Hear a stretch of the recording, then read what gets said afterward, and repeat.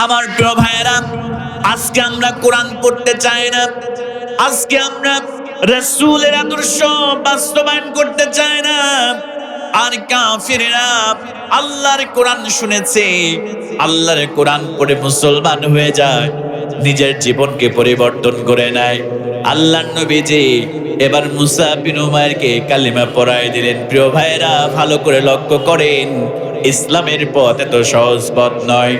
আপনি যখন ইসলামের পক্ষে অবস্থান নেবেন, আপনি যখনই কোরআনের পক্ষে অবস্থান নেবেন, আপনার উপরে জুলুম আসবে, আপনার উপরে নির্যাতন আসবে, আপনার উপরে নির্যাতন করা হবে, জেলের মধ্যে আবদ্ধ করা হবে, এমনকি এই দুনিয়া থেকে আপনাকে ফাঁসি দিয়ে এই দুনিয়া থেকে আপনাকে বিদায় করে দেওয়া হবে। কথা বলেন ঠিক কিনা? ও মুসলমান ভাইরা, আমরা আজকে বাপ দাদার সূত্রে কোরআন পেয়েছি, ইসলাম পেয়েছি, এজন্য আমাদের কোরআনের প্রতি মর্যাদা আমরা বুঝি না, ইসলামের মর্যাদা বুঝি না।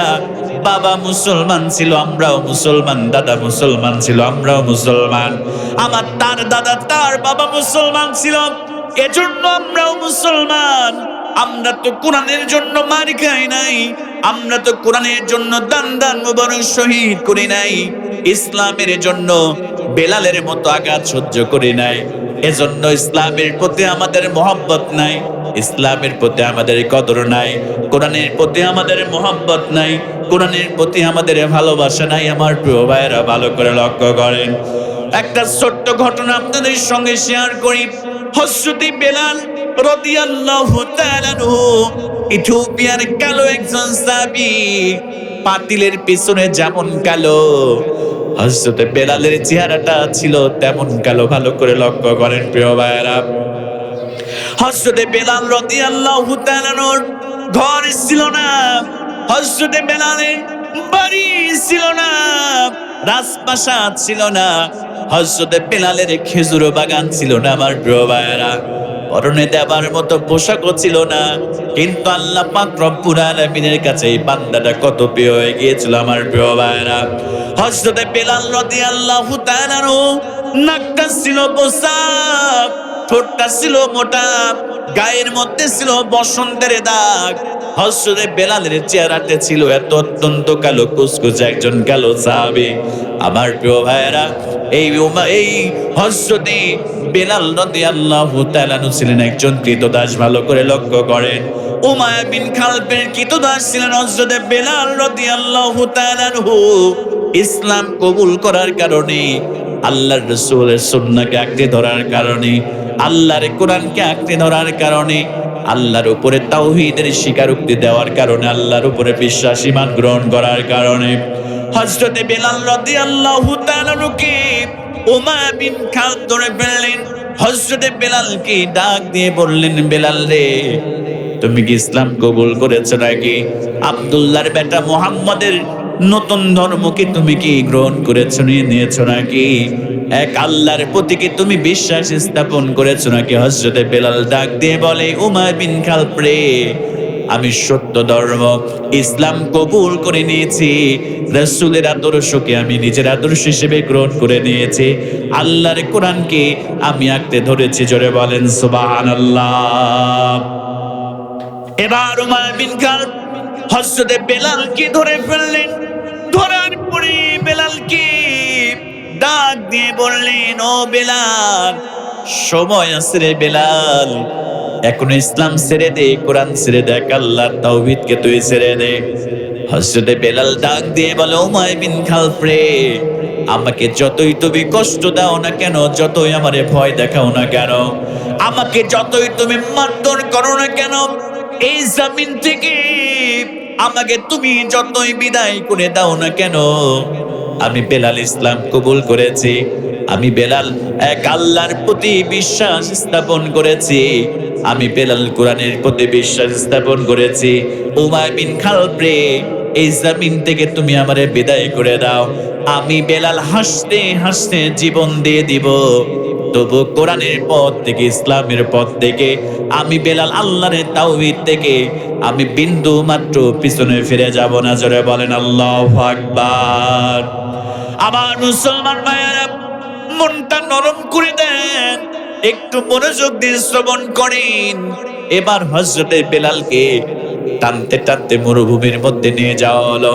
ও মুসলমান কলিজার টুকরা প্রিয় ভাইয়েরা, যারা উমরাতে গিয়েছেন বা যারা হজে গিয়েছেন ভালো করে তারা জানেন, আমি গত বছর উমরাতে গিয়েছিলাম। যখন মরুভূমির মধ্যে দিয়ে হাঁটি, পায়ের মধ্যে জুতা পরেছিলাম, তারপরেও মনে হয় যেন মরুভূমির ওই বালি, উত্তপ্ত বালি জুতা ভেদ করে পায়ের তালুতে এসে হিট করে। আমার প্রিয় ভাইয়েরা, এত উত্তপ্ত বালি দুপুর বেলা হযরতে বেলালকে এবার মরুভূমির মধ্যে নিয়ে যাওয়া হলো। টানতে টানতে মরুভূমির মধ্যে নিয়ে যে দুপুর বেলা বেলালের জামা কাপড় গুলো খুলে ফেলা হলো। আমার মুসলমান ভাইয়েরা, এবার যখন খুলে ফেলার পরে এবার হযরতে বেলালকে চিৎ করে ওই মরুভূমির বালির মধ্যে শুইয়ে দেওয়া হলো। শুইয়ে দেওয়ার পরে বেলাল যাতে করে নড়াচড়া করতে না পারে, আমার প্রিয় ভাইয়েরা, ডান হাতের উপরে একটা পাথর দিয়ে দেওয়া হলো। এবার বাম হাতের উপরে পাথর দিয়ে দেওয়া হলো, পায়ের উপরে পাথর দিয়ে দেওয়া হলো, না খাও শরীরটার পেটের উপরে পাথর দিয়ে দেওয়া হলো, বুকের উপরে পাথর দিয়ে দেওয়া হলো। উমাইর বিন খালদ ডাক দিয়ে বলে, বেলাল রে, সময় আছে, ছেড়ে দেওয়া হবে। ও বেলাল, ইসলাম থেকে ছেড়ে দাও, আল্লাহর তাওহীদকে ছেড়ে দাও, আল্লাহর কোরআনকে তুমি ছেড়ে দাও।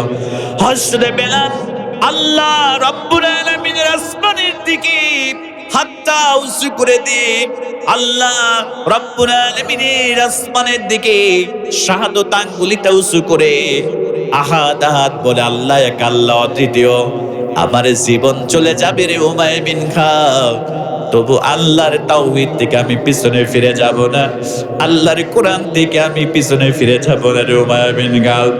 এবার হযরত বেলাল যখন এই কথা বললেন, এবার হযরত বেলালের কথা শোনার পরে উমাইর বিন খালদ তার সাথীদেরকে বললেন, যাও খেজুরের কাঁটা নিয়ে আসো।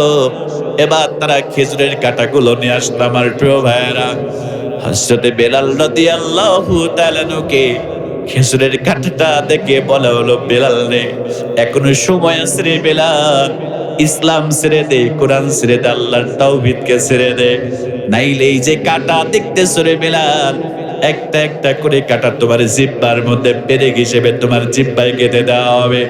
হযরত বেলাল ডাক দিয়ে বলে, জীবন চলে যাবে উমাইর বিন খালদ, তবু ইসলাম ছেড়ে দিব না, আল্লাহর কোরআন ছেড়ে দিব না, হাসতে হাসতে জীবন দিয়ে দিব, তবু রাসূলের আদর্শকে আমি ছেড়ে দিব না। এবার উমাইর বিন খালদ হযরত বেলালের জিহ্বাটা টান দিয়ে বের করলেন। বের করার পরে এবার এক একটা করে খেজুরের কাঁটা হযরত বেলালের জিহ্বার মধ্যে, আপনার প্রিয় ভাইয়েরা, পেরেকের মতো কাটতে শুরু করলো। এক একটা করে খেজুরের কাঁটা যখন জিহ্বার মধ্যে দিয়ে দেয়, হযরত বেলালের জিহ্বার দিকে রক্তগুলা ফিনকি দিয়ে ওই জমিনের মধ্যে পড়তে শুরু করলো। আর একটা কাটাকাটি এমন করতে করতে হযরত বেলালের জিহ্বার মধ্যে আর কোনো ফাঁকা জায়গা নাই। হযরত বেলাল কি সর্বশেষ বলল, বেলাল রে, এখনো সময় আছে, ইসলাম ছেড়ে দে, কোরআন ছেড়ে দে। হযরত বেলাল কথা বলতে পারে না, চোখ দিয়ে দরদর করে পানিগুলো বেয়ে বেয়ে পড়ে যায়। আমার প্রিয় ভাইয়েরা, এরপরে হযরত বেলাল কথা বলতে পারে না, আসমানের দিকে হযরত বেলাল শাহাদাত আঙ্গুলিটা উঁচু করে বোঝাতে চায়, উমাইর বিন খালদ রে, এক আল্লাহর প্রতি ঈমান এনেছি, এক আল্লাহর প্রতি বিশ্বাস স্থাপন করেছি, এই আল্লাহর পথ থেকে আমি বেলাল পিছনে ফিরে যাব না। জোরে বলেন সুবহানাল্লাহ।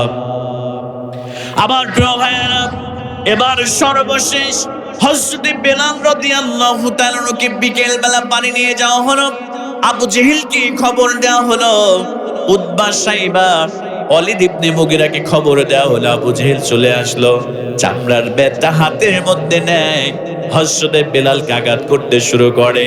সারা দিনের না খাওয়া শরীরটা একটা করে বেতের আঘাত লাগে চামড়ার মধ্যে, আর ফিনকি দিয়ে চামড়া ফেটে ফেটে রক্ত জমিনের মধ্যে পড়ে যায়।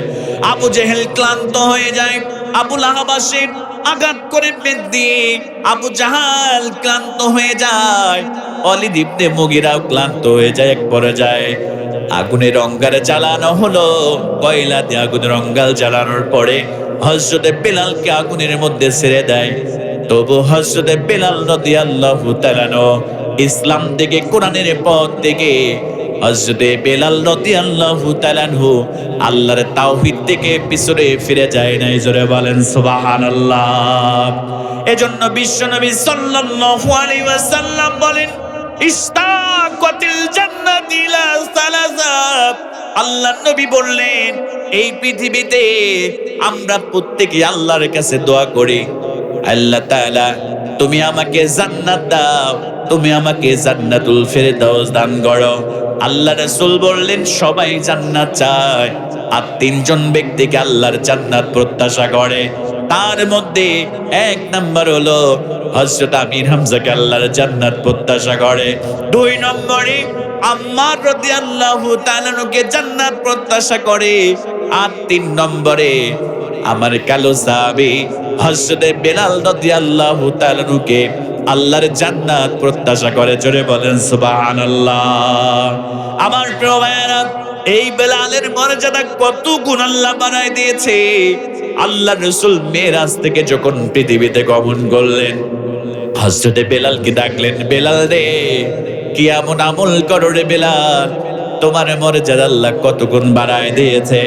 আমি যখন জান্নাতের মধ্যে জান্নাতের নাজ নিয়ামত গুলো দেখতেছিলাম, বেলাল রে শুনে নাও, আমি বিশ্বনবী সাল্লাল্লাহু আলাইহি ওয়াসাল্লাম আমার পিছন পিছনে একজন ব্যক্তির হাঁটার শব্দ আমি পেয়েছিলাম, হাঁটার শব্দ পেয়েছিলাম, খরমের আওয়াজ পেয়েছিলাম। বেলাল রে, আমার মনে হচ্ছিল তুমি বেলাল আমার পিছন পিছনে হাঁটতেছো। জোরে বলেন সুবহানাল্লাহ।